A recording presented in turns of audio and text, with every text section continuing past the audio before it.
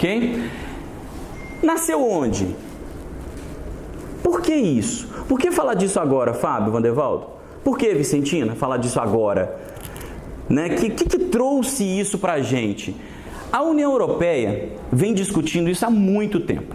Se a gente pensar em 48, quando saiu a Carta dos Direitos Humanos, lá, a proteção dos direitos humanos, lá fala que a privacidade é inviolável. Em 1948.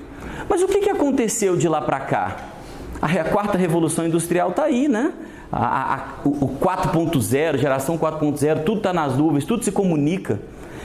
O que a Europa sofreu com a Segunda Guerra Mundial? O que aconteceu com aquele pessoal? Eles passaram por graves violações da sua intimidade a partir de seleção feita por características religiosas, por exemplo, ou por características étnicas, foram outro exemplo. Pode ser outro exemplo para a gente. E como eles sofreram muito isso, essa seleção pela sua crença, essa seleção pela sua etnia. E eles perceberam que esse momento de coleta de dados irrestrito e transformação desse dado começou a permitir situações como seleção de pessoas ou pior, violações de criar para as pessoas desejos, vontades, de trabalhar o que a pessoa quer, violando gravemente o livre-arbítrio delas. Então, em 95, nós tivemos o primeiro passo, começou em 81 na União Europeia, em 95 nós tivemos a primeira legislação rigorosa, mas em 2014, 2015, nós tivemos o escândalo da Cambridge Analytica, vocês vão lembrar desse nome, né? Que foi o tratamento de dados que supostamente, a gente vai falar supostamente, mas todo mundo afirma isso, influenciou de forma importante a eleição do Trump nos Estados Unidos. E se uma rede social, se o tratamento de dados consegue influenciar a eleição de um presidente de uma das principais nações do mundo, isso é perigoso, porque você deixa na mão de poucas pessoas decisões que afetam muitas pessoas.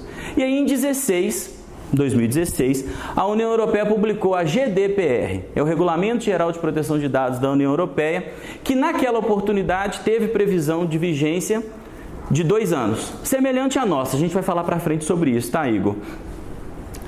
O que aconteceu?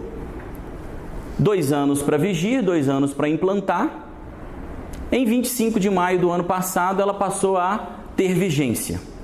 E quando ela teve vigência, ela trazia uma obrigação que a LGPD também traz.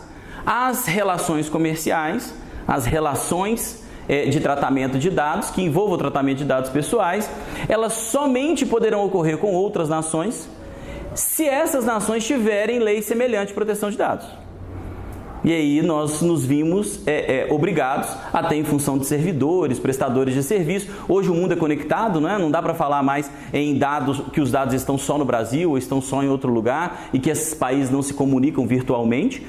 O Brasil teve a necessidade, Giliardi, Jade, de criar a sua própria lei, de adaptar e criar a sua própria lei. Foi aí que nasceu a LGPD, Lei Geral de Proteção de Dados, a Lei 13.709, que foi alterada, sofreu algumas mudanças aí com a medida provisória 869, que é uma notícia boa. Ontem o Alessandro trouxe para a gente lá no escritório. Parece que nós vamos ter finalmente a votação dessa medida provisória agora até dia 4 de abril, né? E tomara que ela passe do jeito que está ou que eles estendam o prazo. Vamos falar do prazo lá no finalzinho. São treinados para assessorar vocês na empresa de vocês sobre como vender melhor. Eles vão lá para prestar consultoria para falar assim, vamos entender o seu cliente para vender melhor. Entender o cliente é tratar dados, né? Entender o cliente é manipular dados, não